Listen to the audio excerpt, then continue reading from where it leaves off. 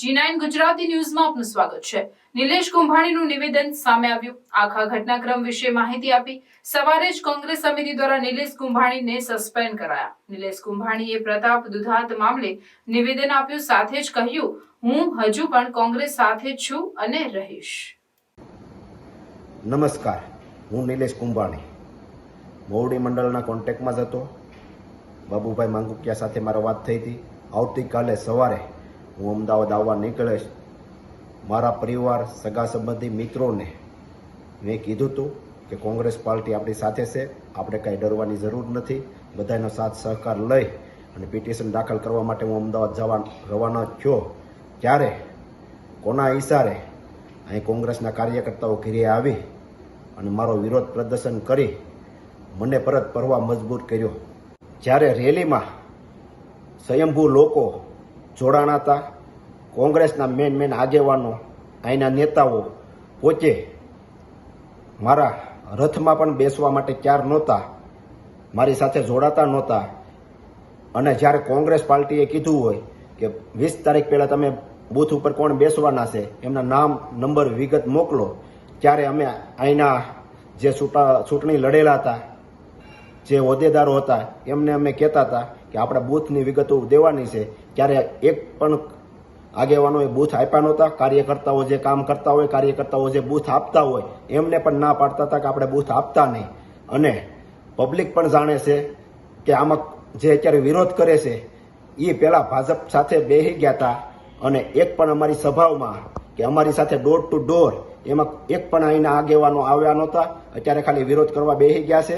અગાઉ પણ એ ફૂટી ગયા હતા અને મને એકલો મેકી દીધો હતો, પ્રસાર પણ હું એકલો કરતો હતો। 2017માં મારી ટિકિટ આવી, કપાઈ ગઈ।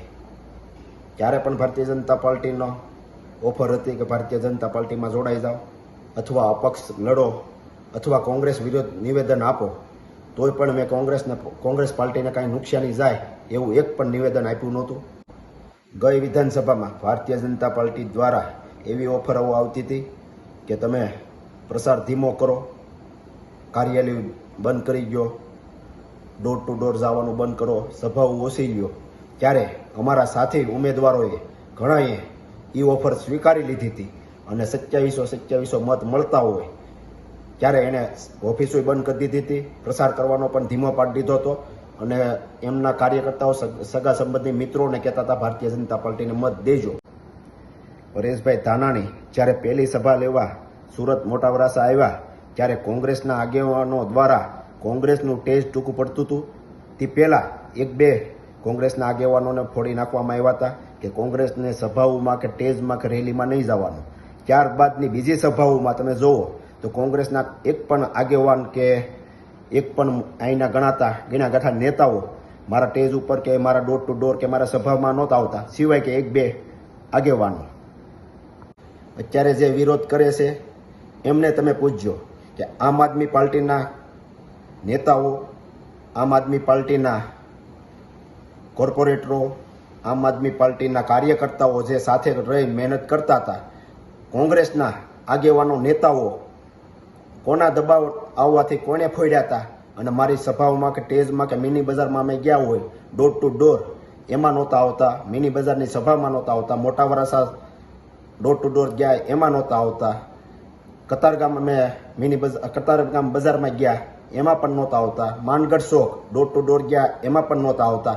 અત્યારે જે વિરોધ કરે છે, આમ આદમી પાર્ટીના નેતાઓને અમે ટેજ ઉપર બોલાવી અને પ્રસાર કરતા હતા, સભાઓ લેતા હતા, ત્યારે કોંગ્રેસના આગેવાનો વિરોધ કરતા કે આમ આદમી પાર્ટીને તમે કેમ સાથે રાખો છો? ત્યારે હું કહેતો આપણે ઇન્ડિયા ગઠબંધન છે એટલા માટે આપણે આમ આદમી પાર્ટીના નેતાઓને સાથે રાખવા પડે, આમ આદમી પાર્ટીના કોર્પોરેટરોને સાથે રાખવા પડે, એમને મત મળ્યા છે, એ આપણો પ્રસાર કરે છે તો આપણે એમને સાથે રાખવા પડે। તો ક્યારેક કોંગ્રેસના અહીંના ગણી ગાંઠે નેતાઓ એમનો વિરોધ કરતા હતા કે એમને સાથે રાખવામાં, એ તમને હું જીતાડી દેવાના છે।